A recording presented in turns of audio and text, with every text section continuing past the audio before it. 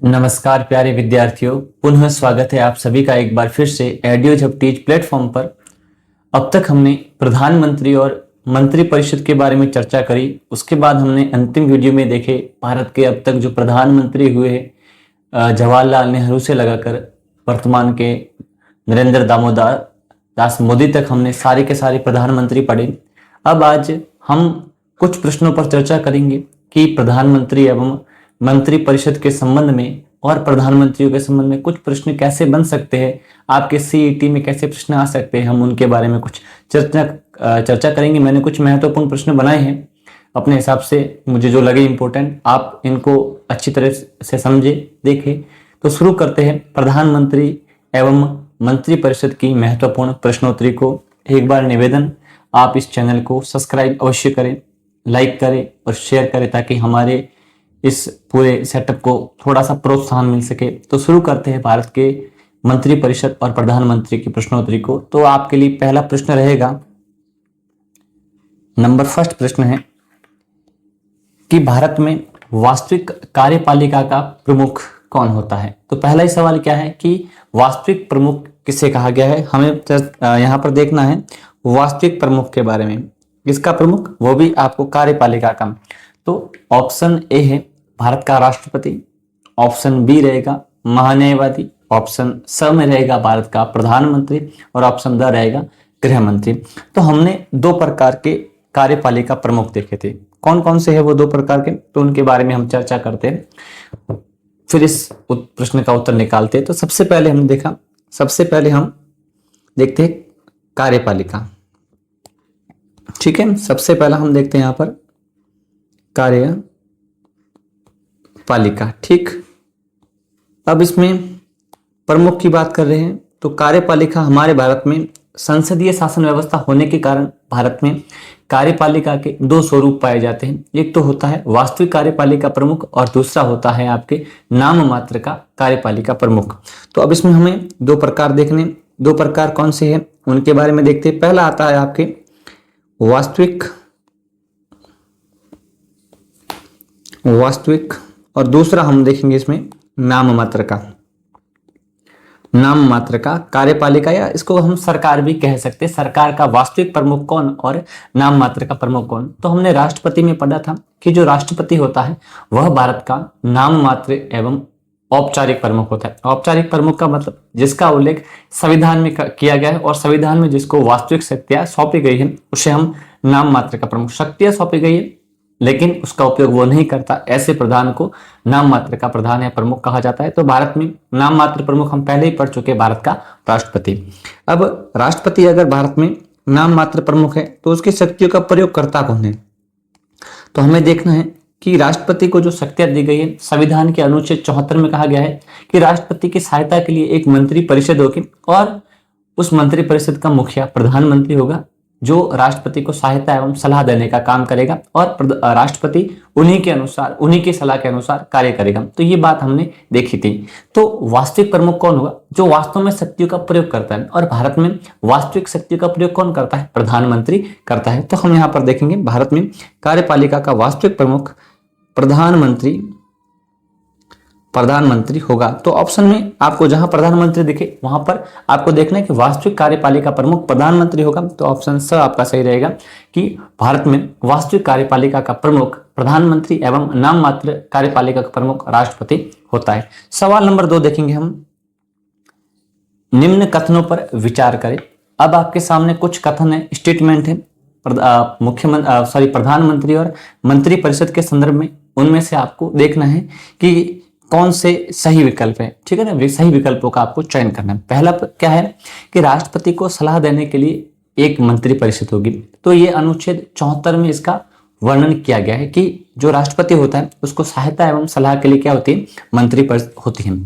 फिर अगला ऑप्शन क्या है, मंत्री परिषद का मुखिया प्रधानमंत्री होता है। तो आपको ये पूरा स्टेटमेंट ध्यान रखना है कि राष्ट्रपति की सहायता एवं सलाह के लिए मंत्री परिषद होगी एवं उसका मुखिया प्रधानमंत्री होगा। तो आपके दूसरा स्टेटमेंट भी इसमें सही रहेगा।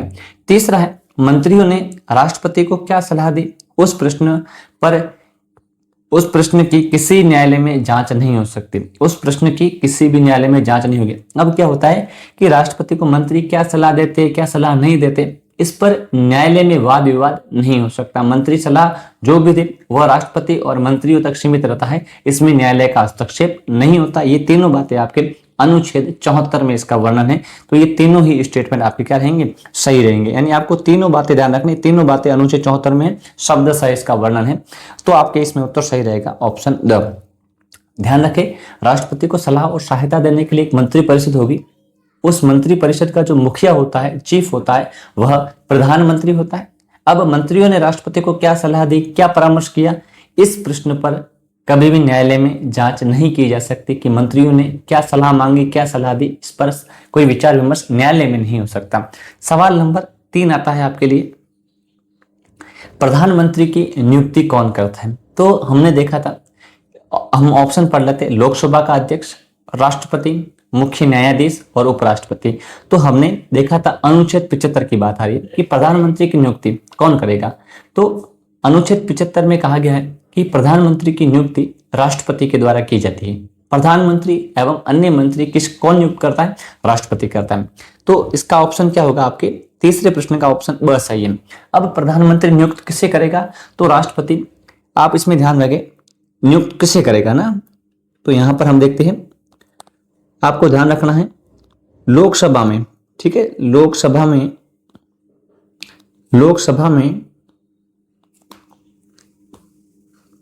बहुमत दल के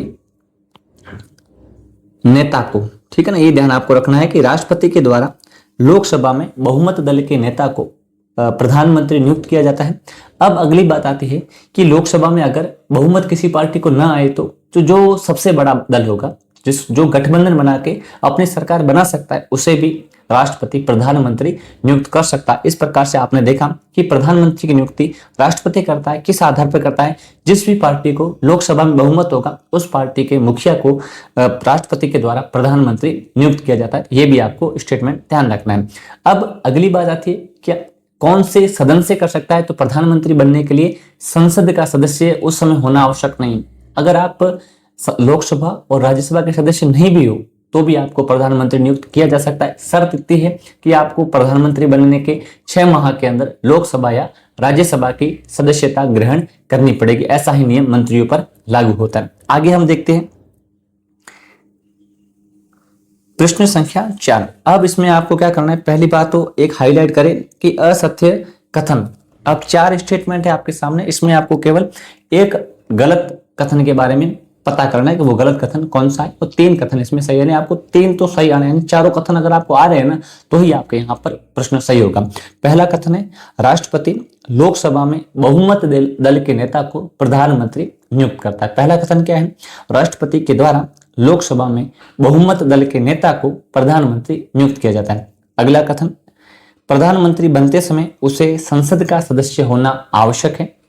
तीसरा कथन, प्रधानमंत्री पद पर नियुक्ति के समय उसे संसद का होना आवश्यक है। क्या होना चाहिए? प्रधानमंत्री पद पर नियुक्ति के समय उसे संसद का सदस्य होना आवश्यक नहीं है। संसद का सदस्य, ठीक है ना। यहाँ पर आप थोड़ा सा एक मिस प्रिंट हो गई है, तो यहाँ पर थोड़ा सा हम चेंज कर लेते हैं, संसद का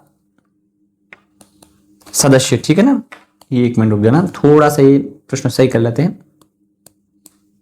संसद का सदस्य, ठीक है ना। आपको ध्यान रखना है कि प्रधानमंत्री पद पर नियुक्ति के समय उसे संसद का सदस्य होना आवश्यक नहीं है, बल्कि 6 माह के अंदर उसे संसद के किसी भी सदन की मेंबरशिप लेनी होती है।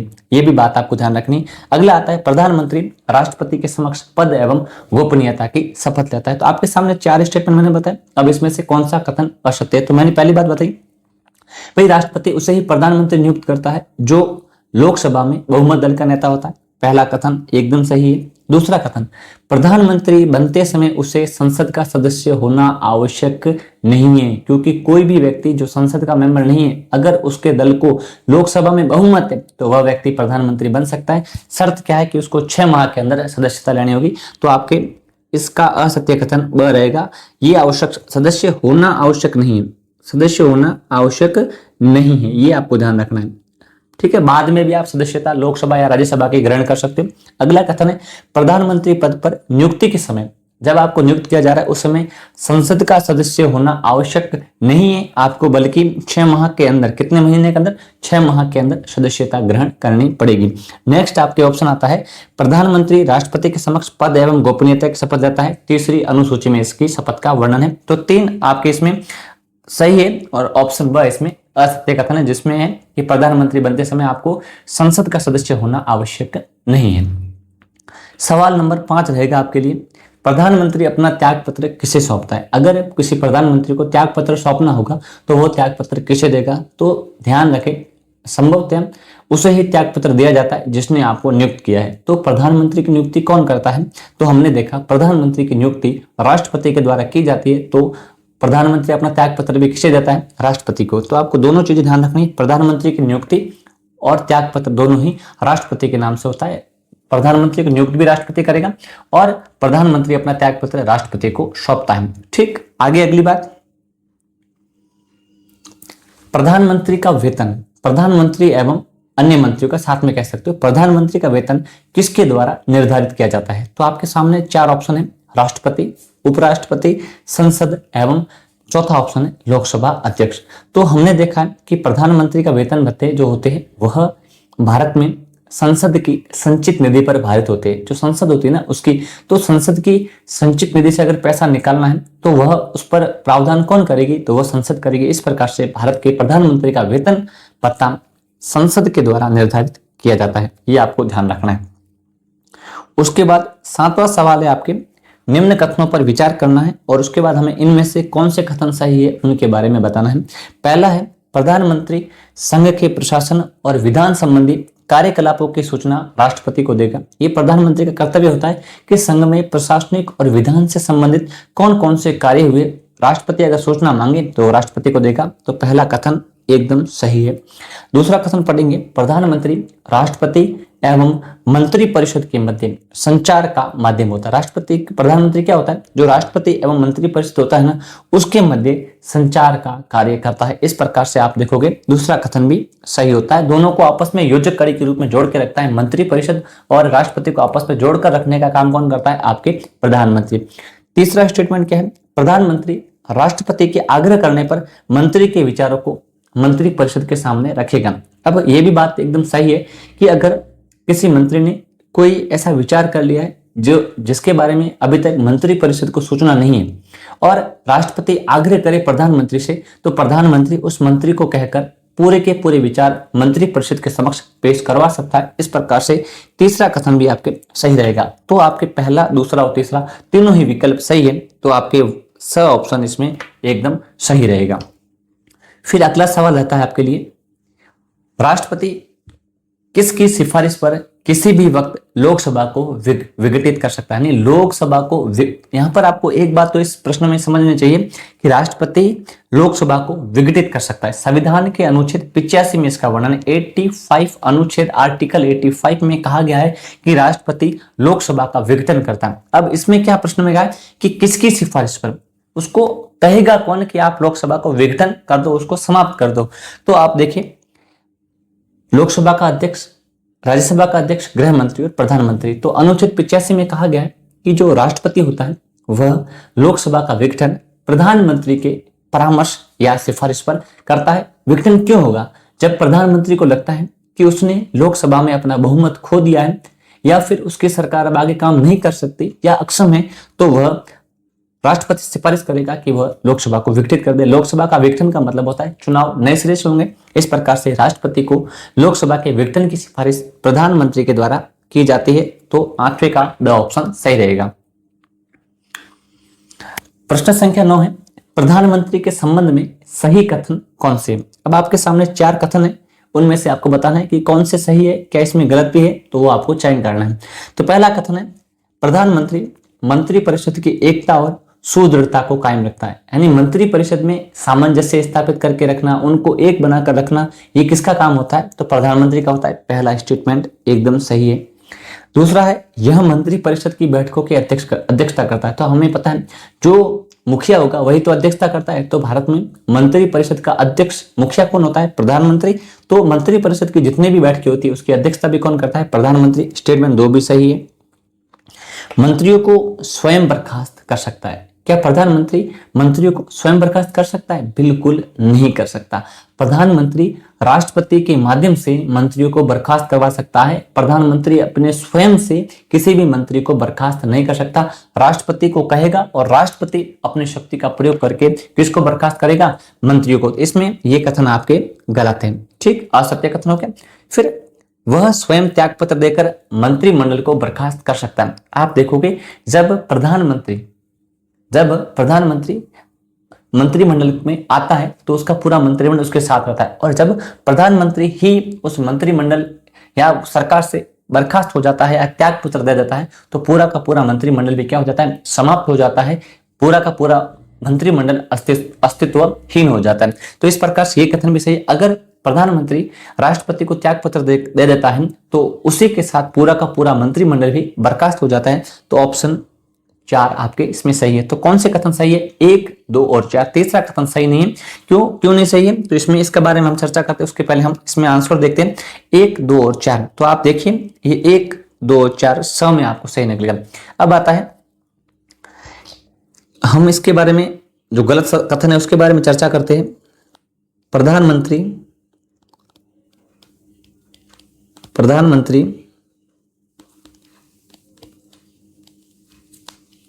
राष्ट्रपति के माध्यम से प्रधानमंत्री राष्ट्रपति के माध्यम से किसी भी मंत्री को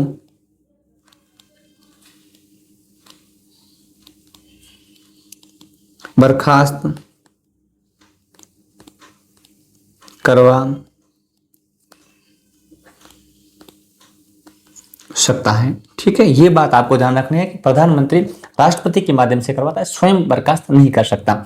अगला प्रश्न है आपके लिए, प्रधानमंत्री बनने के लिए उसके दल को कौन से सदन में बहुमत दल का नेता होना चाहिए? यानी किस दल, ऑल ओवर सवाल पूरा देखें तो इसमें ये कहा गया कि किसी भी दल में अगर आपको सरकार में आना है, सत्ता में आना है, प्रधानमंत्री बनाना है तो आपको कौन से सदन में आपको बहुमत होना आवश्यक है? तो आपके सामने 4 ऑप्शन है, राज्यसभा, लोकसभा, विधानसभा या विधान परिषद।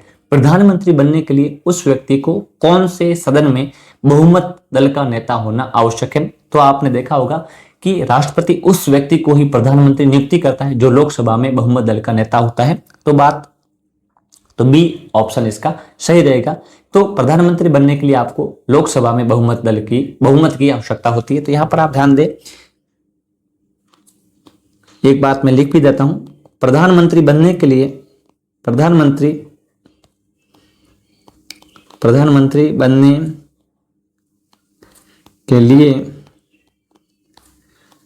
लोकसभा में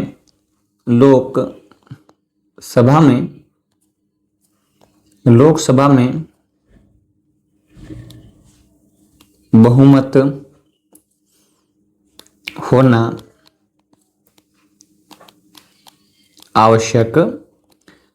आवश्यक है। चाहे राज्यसभा में कितना भी हो, लेकिन आपको केवल लोकसभा के बारे में देखना है कि आपको लोकसभा में कितना आपको बहुमत है या नहीं है। सवाल नंबर 11 आता है आपके लिए कि मंत्रिपरिषद में प्रधानमंत्री सहित कुल कितने मंत्री हो सकते हैं? देखिए, हमारे भारत के अंदर एक संविधान का संशोधन होता है, 91वां संविधान संशोधन 2003। उसके द्वारा मंत्रिपरिषद की सदस्य संख्या को निश्चित कर दिया गया है। न्यूनतम तो कितनी भी हो सकती है, लेकिन अधिकतम एक संख्या निश्चित कर दी। 2003 से पहले कितने भी मंत्री हो कोई नहीं, यानी सरकारें गठबंधन करके बहुत सारे लोगों को मंत्री, यानी जो नेता है सबको मंत्री बना दिया। इससे क्या होता है, सरकार पूरी अस्त व्यस्त हो जाती है और निर्णयों को लेने में देरी हो गई।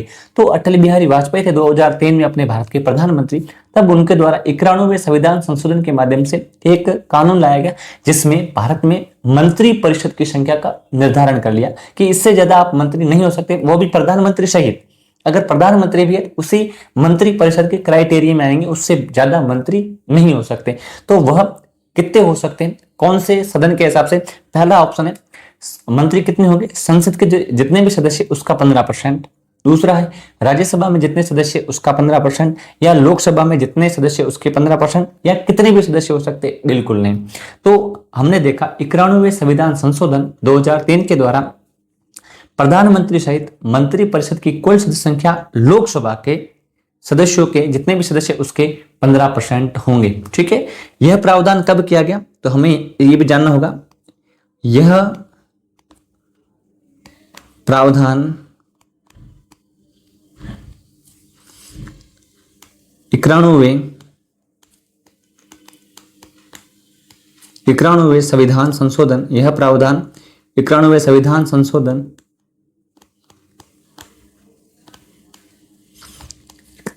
2003 के तहत किया गया। हम देखते हैं इस समय भारत का प्रधानमंत्री कौन थे, तो हम बात करते हैं कौन से प्रधानमंत्री के समय। प्रधानमंत्री 2003 में भारत के कौन थे, तो आप देखोगे अटल बिहारी वाजपेयी, अटल बिहारी वाजपेयी और एपीजे अब्दुल कलाम भारत के क्या थे, राष्ट्रपति थे आपके भारत के उस समय, राष्ट्रपति। तो आप देखोगे एपीजे अब्दुल कलाम उस समय भारत के क्या थे, राष्ट्रपति थे। इस प्रकार से यह व्यवस्था करी गई। अब अगला सवाल आता है कि मंत्रिपरिषद में न्यूनतम सदस्य उसका निर्धारण नहीं, न्यूनतम एक भी हो सकता है और 15% से ज्यादा नहीं होंगे। तो इस प्रकार से हम देखते हैं वर्तमान में लोकसभा में कितने मेंबर है, तो 543, इसको भाग दे दो 100 से और फिर वापस कर दो मल्टीप्लाई 15 से, तो बताओ कितने मेंबर हो सकते हैं। तो आप देखोगे लगभग 81 मेंबर, 81.66 कुछ आता है। तो लगभग भारत में 81 मंत्री हो सकते हैं प्रधानमंत्री सहित, न्यूनतम। तो न्यूनतम कितने होंगे, ये तो है आपके अधिकतम, ठीक है ना, ये तो है आपके अधिकतम मंत्री परिषद में अधिकतम सदस्य है। तो न्यूनतम कितने होंगे, तो संख्या का निर्धारण नहीं, संख्या का निर्धारण, न्यूनतम संख्या का निर्धारण नहीं। अधिकतम कितने हो सकते हैं, वर्तमान में लोकसभा के 81 मेंबर और न्यूनतम उसकी संख्या का निर्धारण नहीं है। सवाल नंबर 12 आपके सामने है, असत्य कथन का चयन करना। 4 कथन है, उनमें से 3 सही है और 1 असत्य, तो असत्य का चयन करना है। पहला है मंत्रियों की नियुक्ति राष्ट्रपति द्वारा प्रधानमंत्री की सलाह पर की जाती है, पहला कथन। दूसरा कथन प्रत्येक मंत्री को संसद के किसी भी सदन में बोलने तथा कार्यवाही में भाग लेने का अधिकार होता है। तीसरा कथन मंत्री संसद के किसी भी सदन में मतदान देने या मतदान में भाग ले सकता है। चौथा कथन है प्रत्येक मंत्री पद एवं गोपनीयता की शपथ लेता है। तो आपके पहला कथन क्या है कि जो मंत्रियों की नियुक्ति होती है वह प्रधानमंत्री की सिफारिश पर अनुच्छेद 75 में वर्णित है, राष्ट्रपति के द्वारा की जाती है। पहला कथन एकदम सही है। तो दूसरा कथन प्रत्येक मंत्री को संसद के किसी भी सदन में बोलने तथा कार्रवाई में भाग लेने का अधिकार होता है, एकदम सही है। ये आपके प्रत्येक मंत्री को अधिकार दिया गया है, अनुच्छेद 77 है ऐसा कुछ है, उसमें प्रत्येक मंत्री को बोलने का अधिकार दिया गया है, तो ये भी आपके कथन एकदम सही है।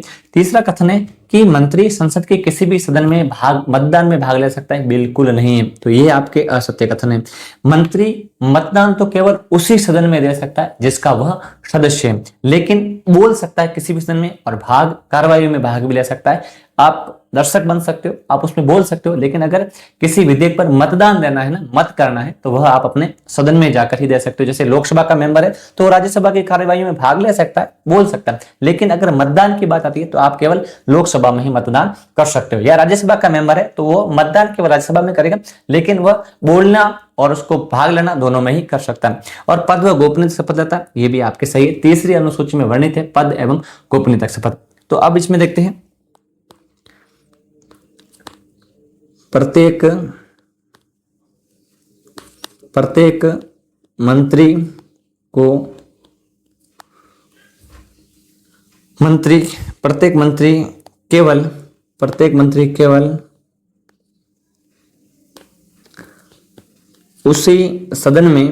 मंत्री केवल उसी सदन में मतदान में भाग ले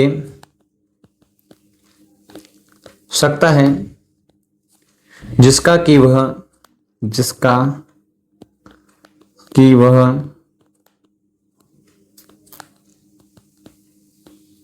सदस्य है। बस ये बात आपको ध्यान रखनी है कि प्रत्येक मंत्री केवल उसी सदन में मतदान में भाग ले सकता है जिसका वह मेंबर है। अगर आप मेंबर नहीं हो तो आप राज्यसभा या लोकसभा किसी में भी वोट नहीं दे सकते। अगला सवाल,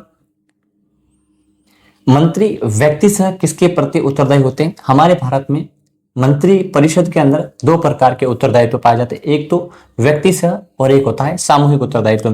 तो एक मंत्री व्यक्तिगत रूप से किस पद के प्रति या किस संस्था के प्रति उत्तरदायी होता है? ऑप्शन ए है लोकसभा के प्रति, ऑप्शन बी है राज्यसभा के प्रति, ऑप्शन सी प्रधानमंत्री के प्रति और ऑप्शन डी राष्ट्रपति के प्रति। तो हमने देखा कि मंत्रियों की नियुक्ति कौन करेगा? जो नियुक्ति करता है, जो आपको बर्खास्त कर सकता है, जो आपको पद से हटा सकता है, आप उसके प्रति ही उत्तरदायी होते हो। तो भारत के अंदर मंत्री जो होता है वह राष्ट्रपति के प्रति, ना कि प्रधानमंत्री। यहां पर ध्यान दें, प्रत्येक मंत्री राष्ट्रपति के प्रति क्या होता है? उत्तरदायी होता है। क्यों होता है? आप देखिए, इसमें दो बातें बता रहा हूं आपको।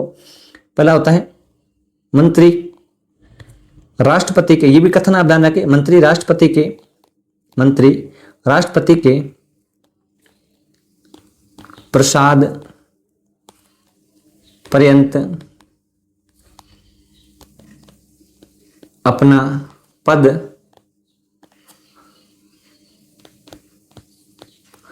धारण करता है, पहली बात। ठीक है, दूसरी बात, राष्ट्रपति के प्रति व्यक्ति सह उत्तरदायी होता है। ये दो कथन आपको ध्यान रखना है कि जो मंत्री पद धारण करता है वो राष्ट्रपति के प्रसाद पर्यंत, राष्ट्रपति की जब तक उस पर छत्र छाया है, मतलब प्रधानमंत्री के कहने पर ही करता है लेकिन करता राष्ट्रपति है। तो यहाँ पर वह मंत्री राष्ट्रपति के प्रसाद पर्यंत अपना धारण करता है पद, और इसी कारण वह राष्ट्रपति के प्रति व्यक्ति से उत्तरदायी होता है। और सामूहिक उत्तरदायित्व तो लोकसभा के प्रति होता है। ये आगे देखेंगे हम। प्रश्न संख्या 14 है, मंत्रियों के संबंध में कथन है, इस पर आपको विचार करना है। संसद के किसी भी सदन से मंत्री बनाया जा सकता है, ये कथन एकदम सही है। राज्यसभा हो चाहे लोकसभा हो, किसी का भी सदस्य उसे मंत्री बनाया जा सकता है, पहला कथन सही है। दूसरा कथन है, मंत्री परिषद के विरुद्ध अविश्वास प्रस्ताव संसद के किसी भी सदन में लाया जा सकता है। इस कथन को ध्यान से पढ़े कि मंत्री परिषद के विरुद्ध अविश्वास प्रस्ताव, बात किसकी आ रही है? अविश्वास प्रस्ताव में सरकार के खिलाफ अविश्वास है हमें, तो संसद के किसी भी सदन में लाया जा सकता है। ध्यान रखें दोस्तों, जो सरकार होती है, मंत्री परिषद होती है, वह लोकसभा में बहुमत दल के आधार पर होती है। अगर लोकसभा में आपकी सरकार है, जिसकी भी लोकसभा में बहुमत है, उसी का ही मंत्रिमंडल और मंत्री परिषद होती है। तो राज्यसभा सरकार के खिलाफ अविश्वास प्रस्ताव नहीं ला सकती, तो मंत्री परिषद के विरुद्ध अविश्वास प्रस्ताव कौन ला सकता है? केवल लोकसभा में ला जा सकता है, तो संसद नहीं ला सकती। तो यहां पर आपको ये ध्यान रखनी, केवल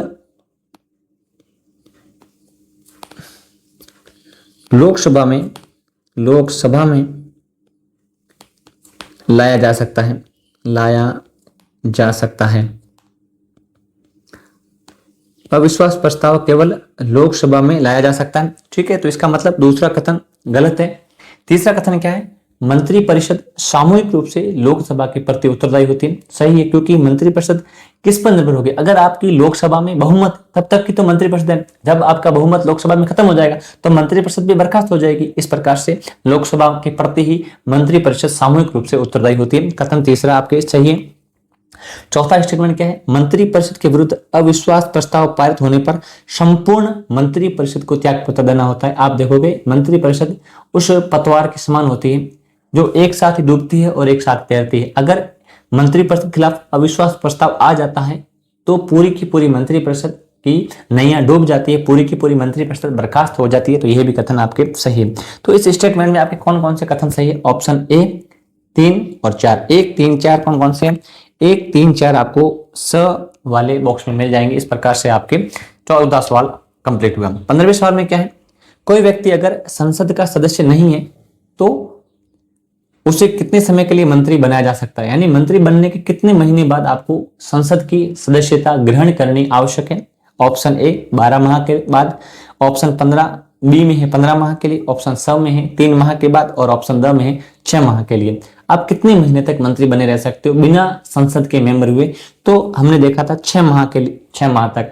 कोई भी व्यक्ति जो संसद का सदस्य नहीं है वो अधिकतम 6 माह तक मंत्री पद पर बना रह सकता है। अगर वह 6 माह के अंदर लोकसभा या राज्यसभा का सदस्य नहीं बनता तो वह अपना पद त्याग देता है। यानी आपको 6 माह तक बिना संसद का मेंबर रहे कोई भी व्यक्ति मंत्री बन सकता है।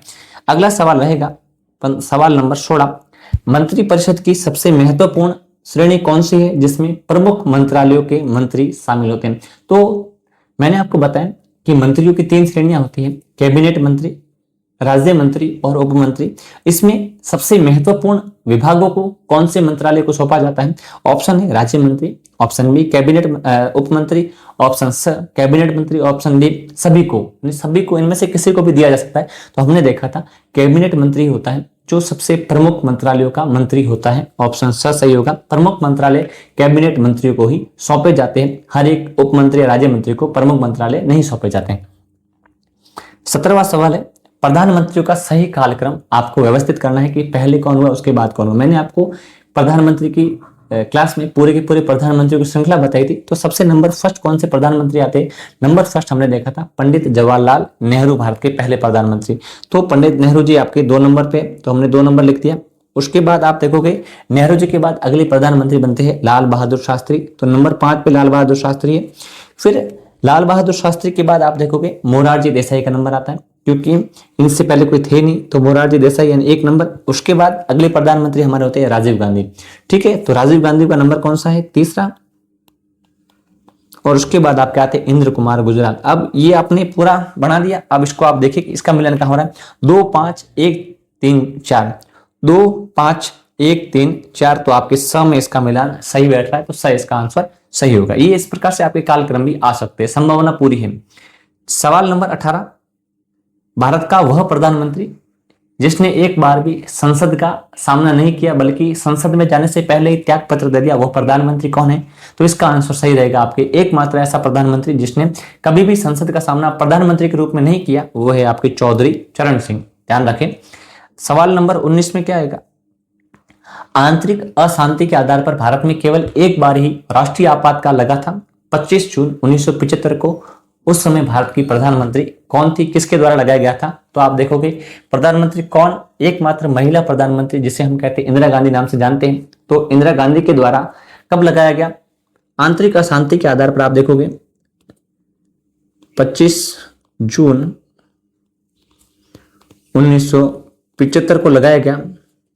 राष्ट्रपति कौन थे आपके उस समय? राष्ट्रपति तो हम देखेंगे फखरुद्दीन अली अहमद। फखरुद्दीन अली ये भारत के प्रधानमंत्री थे। रात को सो रहे थे, इंदिरा गांधी जी ने जाकर हाथों हाथ इनसे क्या लगवा दिया? 25 जून को रात्रि में राष्ट्रीय आपातकाल आंतरिक अशांति के आधार पर लगा दिया। भारत में अब तक 3 बार आपातकाल लगे हैं राष्ट्रीय रूप में। पहला लगा था 1962 में, नेहरू जी ने लगवाया। दूसरा 1971 में इंदिरा गांधी ने लगाया, क्योंकि पहला तो चीन के साथ युद्ध हुआ, दूसरा 1971 वाला बांग्लादेश वाला, और तीसरा आंतरिक अशांति, क्योंकि सत्ता जारी थी तो सत्ता को बचाने के लिए इंदिरा गांधी ने ये आंतरिक शांति का प्रयोग करके इन्होंने आपातकाल लगा दिया। तारीख याद रखें 25 जून 1975। राष्ट्रपति थे आपके फखरुद्दीन अली अहमद। अंतिम सवाल रहेगा आज की क्लास का, भारत के उन प्रधानमंत्रियों का चयन करना है जब वे प्रधानमंत्री बनते वक्त या बाद में, यानी प्रधानमंत्री पद पर थे तब वे राज्यसभा के मेंबर थे। Option A Indira Gandhi, option B HD. Deve Gowda, option C Inder Kumar Gujral और डॉक्टर मनमोहन सिंह। तो आप देखिए ये चारों भारत के ये 4 ऐसे प्रधानमंत्री रहे हैं जो जब प्रधानमंत्री बने ना तब ये क्या थे? तब वे राज्यसभा के सदस्य थे। इंदिरा गांधी जब पहली बार राष्ट्र प्रधानमंत्री बनती है 1966 में, तब वे राज्यसभा की मेंबर होती है।